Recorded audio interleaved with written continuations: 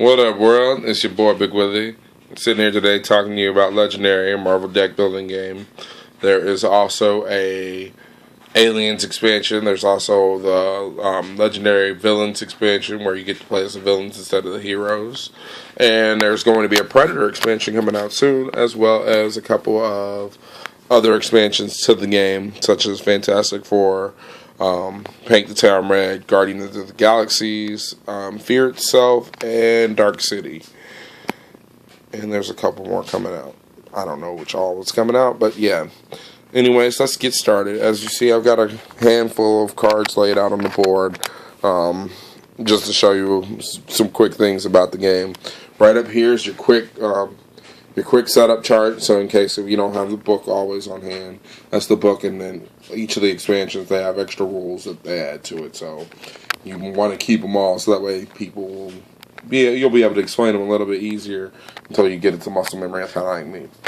But right here is pretty much like the basic setup on how to do things, how to set up, how do you set up the deck, how do you set up the what's going on, and it tells you pretty much everything that the cards don't tell you themselves, such as the number of players. You go by how many number of players you got. Okay, you need this many villain groups, this many henchman groups, that many bystanders in the deck, that many heroes in the hero deck. And then, of course, the first thing you go to is the scheme. Now, the scheme, you start out with 8 in the base set, and this scheme is Midtown Bank Robbery. This also adjusts a couple of the rules. Now, the scheme is where the replay value comes in, because it's pretty much the plot. Alright? So, the scheme tells you also how many scheme twists you play in the deck, and it also tells you what the scheme twists do. So, this scheme specifically says you need 8 twists, 12 total bystanders in the villain deck. The special rules are each villain gets +1 attack for each bystander it has. Any villain, and the scheme twist, whenever you pull up a scheme twist card, any villain in the bank captures 2 bystanders. Alright? And then you play the next card of the villain deck. Evil wins if 12 bystanders escapes. Right under this, this is the bystanders. Bystanders are worth 1 point, and they go under the villains whenever they show up in the deck. So, if a villain has a bystander, of course, the scheme explains that. But each of the bystanders are worth 1 more point, so you want to have bystanders. And there's also a place for the bystanders to be the extra ones, so that way, whenever you pull up a scheme twist, they come up from the extra pile and go straight to the bank, to the guy on the bank, if there is a guy on the bank. Alright? And this is where the escape villains go.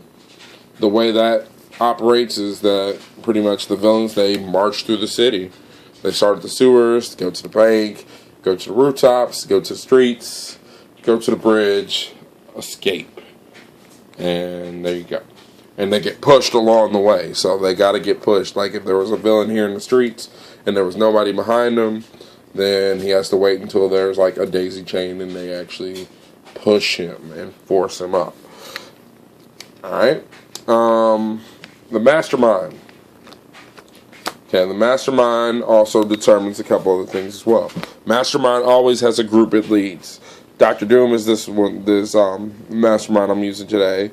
He always leads the Doombot Legion. Doombot Legion is actually a henchman villain compared to a villain. The difference between the henchman groups and the villain groups, the henchman groups are pretty much they're weak. They're all 3 attack apiece. I know the Dark City expansion has some henchman groups. I haven't played it yet, so I don't know whether there's a big difference there. As soon as I get it, there will be an unboxing and all that stuff there. But they're 3 attack apiece. They each have like some kind of like ability. This one says, look at the top 2. Whenever you kill it, look at the top 2 cards of your deck. KO one of them and put the other one back. There's a difference between KO and discard pile. Your KO pile is up here in the middle of the board. Discard pile is your discard pile for your personal deck. As you know, it's a deck building game, but the KO pile is, they're gone forever, can't use them anymore. So you're wondering, hey, why is it that's a bad thing. savvy to deck building games like me, you know the thinner your deck, the more synergy you have. You odds are you drawing everything you want to have is greater when you have a thinner deck. So you can get rid of your weak starter stuff whenever you get better stuff, and it kind of helps you. It can hurt you, but for the most part, it could help you early on. All right. The Mastermind also has a Master Strike, which these are the Master Strike cards. Whenever Master Strike pops up, you do whatever the Master Strike says. For instance, for Dr. Doom, it says each player with exactly 6 cards in hand reveals a tech hero. Tech is the little box symbol. That's what I like to call it, because it's a different color than the basic heroes. I'll explain that later on. Each player reveals a tech hero or put 2 cards from their hand on top of their deck, which could end up screwing people or helping people. Alright? Now, as I said before, each Mastermind leads either, in Doom's case, he leads the Doombot Legion, but every other one leads a villain group, which I pulled out Super Scroll for one of the villain groups. There is no Scroll leader, unfortunately. I wish there was, though. I like the Scrolls. But there's a whole other thing with that later on that is pretty cool. But anyways, of course, you look at your chart and you determine how many villain groups. The villains are a lot stronger. They're worth a lot more points. There's some weaker villains, but usually they also do something as well. If they have a fight ability, that means that whenever you fight them, you have to do whatever it says, and you have to beat them, of course, in order to do whatever it says. Like, you couldn't just sit there and be like, oh, I fight you, and get to draw an extra card at the end of the turn, even though I didn't kill you. No, you have to kill them, and something happens. Like this one says, each player KOs one of their heroes. Once again, sounds bad. If you think about it, it's not that bad. Depending on your hand. If you got a handful of like actual heroes instead of like shield troopers and agents, then that would kind of suck. But I digress. Anyways, but yeah, the villain groups, that all determines the villain deck, which goes here. Boop, villain deck. As you see, I got all the cards that would pretty much end up in the villain deck in pink sleeves to keep them separated and keep them organized. I suggested to a friend of mine, my friend Robert, I was suggesting 2 types of sleeves. Me personally, I have like 5. One for each card in the villain deck, one for each card, one type of sleeve for each card that could be in the hero deck. I got my Masterminds in sleeves. I got their tactics in different color sleeves as well, so that way they stay separated from everything. It's easier to sort whenever you're sorting the game. And then I've also got the scheme in its own sleeves as well. I had to show off my Mommy and Leia sleeves because I love them. They're awesome. Everything is awesome. Anyways, the Mastermind, the way to win the game is you have to kill the Mastermind a certain amount of times, which is really one time for each tactic, and then the last time for him himself. The Mastermind, each of the villains and the Masterminds and the henchmen and the bystanders, they have a point total. Of course, these guys, the henchmen villains, are usually worth like 1 point. The bystanders are 1 point. The villains, they vary. Some of them even have some extra bonus points on how they do it. And then the Masterminds are usually worth a lot of points. They're worth like 5. Some of them are even worth 6 and 7. The later ons in the expansions. Expansions is a whole other thing. We'll go on that later. Anyways, every time you kill a Mastermind, you take one of its tactics under it instead of taking the actual Mastermind. And there's always like some kind of bonus or penalty in some cases whenever you kill a Mastermind. For instance, this one says whenever you draw a new hand of cards at the end of the turn, draw 3 extra cards, which means that your next turn you should be pretty good. Alright. Of course, Mastermind's attack powers at the bottom corner. 9. Of course, same thing with the villains. 3 and 4. Alright. So, next thing we're going to go on is we got the shield agents down here, which are pretty much vanilla shield agents. They are worth 2 money. It's Maria Hill. Compared to the regular shield agents that you get in your starter deck and the regular shield troopers. You start out with 4 shield troopers, which are worth 1 attack apiece, and they're free. And then you start out with 8 shield agents, which are worth 1 money apiece, and they're also free. You start out with 12 cards in your deck. You draw 6 per turn. All right. Of course, there will be multiple heroes in the headquarters in the hero deck, but for example's sake, I've only just brought out 1 hero just to show you that there's 14 cards per hero, and there is 5 different. There's 2 common slots, an uncommon slot, and a rare slot. There's 5 of each of the commons. One of them, like for instance with Black Widow, one of the common ones is cost 2, cost at the bottom corner. Of course, same thing with attack. You use the slashes for the slashes, the stars for the cost. Alright? This one says draw a card, and it says if you play a tech card, you get to rescue a bystander as well. Only happens once, and you have to play them all in the same turn. So, if you look up at the top corner, they have a symbol. Most of all the tech cards should have like a dark gray compared to the shield agent's silver. There is something to do with the actual symbols with certain cards. It'll explain them as you see the card. Read the card, read the card, read the card. I have to repeat that 3 times because it's just like, if you read the card, it kind of explains that. Anyways, but like if you played her and a second one of her, then not only do you get to draw 2 cards, but you get to rescue 2 bystanders because they play off of each other. Now, if you play 3 of them, then you get to rescue 3 bystanders, but you don't get to rescue like 2 per. It doesn't work that way. There's other cards that actually supersede that explains like, hey, you can do this more than once.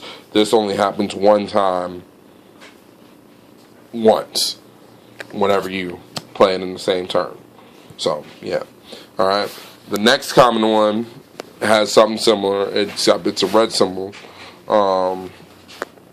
This one says, it's to attack, and it says, you may KO a card from your hand or discard pile. If you do, rescue a bystander. Black Widow is really good for not only just stacking up bystanders points, but she's also good in this scheme in particular because she rescues bystanders from people, which is pretty good. And then if there's no bystanders on people, she rescues them from the stack, which, of course, as you see, if bystanders escape, they win, and Black Widow would be like the person to play in this particular scheme. Alright, so you got Black Widow right there. That's the next common one. The uncommon one, there's 3 of, which this one, it's 0 attack, but it says you get +1 attack for each bystander in your victory pile. Whenever you kill a villain, there's a couple of exceptions. They are in expansions. They'll be explained. Read the card. But whenever you kill a bystander, whenever you kill a villain or anything, or rescue bystander, you pretty much have a victory pile. And you would just set those aside, away from your deck, but near you, because that's your victory pile. And she gets +1 attack for each bystander in your victory pile, which, if you got any of the other ones, you should be rescuing bystanders. And if you got bystanders, you can wombo combo, of course, and making this one like pretty lethal later on in the game. There's only 3 of these in the deck. There's 5, 5, 3, and then the last one there's only 1 of, but it's the ultimate one. Alright, and it's usually a full art card So you got to look up at the top where the symbol is. The symbol determines what color it is. And the Avengers symbol, there's stuff to do with that, with other Avengers cards. Captain America is a prime example of that. Same thing with Hawkeye. Yeah. But anyways, she costs 7. And she only has 4 attack, which doesn't seem like much. But her ability says, defeat a villain or mastermind that has a bystander. Which means that she can one-shot people if they have bystanders. Now, there's some ways to give bystanders to people. Deadpool actually can give people bystanders. So you can sit there and be like, I play Deadpool. I'll give this villain a bystander. I'll play this ultimate Black Widow and auto kill this guy and have 4 attack towards like the mastermind. If a bystander's escaped off the mastermind, then she auto kills the mastermind, which ends up making this game a lot faster, depending on the situations. So, yeah. But anyways, that's explaining the rarity. Whenever you buy something from the hero deck, each turn, the card actually goes in your discard pile instead of going into your hand, so you can immediately use it. Otherwise, you could just auto win the game on the first turn, and then you flip over the next card, so on and so forth. Buy that card, okay, flip over the next one. Buy that card, flip over the next one, and so on and so forth. But that pretty much explains Legendary. As you see, like I said, I've got different sleeves. Oh, last thing I forgot to explain. There's a bystanders pile and a wound pile. Wounds are horrible. The reason, and as you see, they're penny sleeves, so they actually go in your deck. Whenever you draw a wound, it's pretty much a dead card. It's just there. It's like, alright, I got this wound. What do I do? If you don't recruit anybody, or, defeat any villains, you can KO all the wounds in your hand. Now, there's other ways to KO wounds too, as you saw with one of the Black Widows earlier. Once again, read the card. If you read it, you can find out that, hey, that actually can KO my wounds. It says KO a card. Boom. Of course, this guy, if you have it to where that's somewhere on one of the 2 top cards of your deck, oh snap, I know I want to keep her, so just KO this wound. Hooray! This guy doesn't let you do it because a wound isn't a hero. So, I'm sorry about that, but yeah. Anyways, I hope this little quick explanation of Legendary kind of explained it. Once you actually get a chance to sit down and play the game. I know this video is like 20 minutes almost, but once you get a chance to sit down and play it, it's really, really fun. And like I said, the game can be different every single time you play, which is what I love about this game, which is why I keep buying the expansions. And the expansions add even more rules. Like you've got, like, for instance, Guardian of the Galaxies add shards and artifacts, which, whole nother thing. There's this thing called Cosmic Threat with Galactus, and it's a whole nother thing. There's Web Crawl with the Paint the Town Red, whole nother thing. Later story. Anyways, don't want to overwhelm you now. Just wanted to say, hey, if you get a chance, check this game out.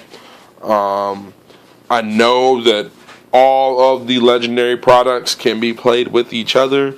So if I had the Aliens expansion, I could play them where like it's Marvel versus Aliens. The Villains expansion, same thing. I know when the Predator expansion comes out, I'm all about that because it's the Predator. It's the Predator. I don't. That's really all I have to say about that. Is it's the Predator. Anyways, get a chance, like the video, subscribe, and as always, holla at your boy. Later.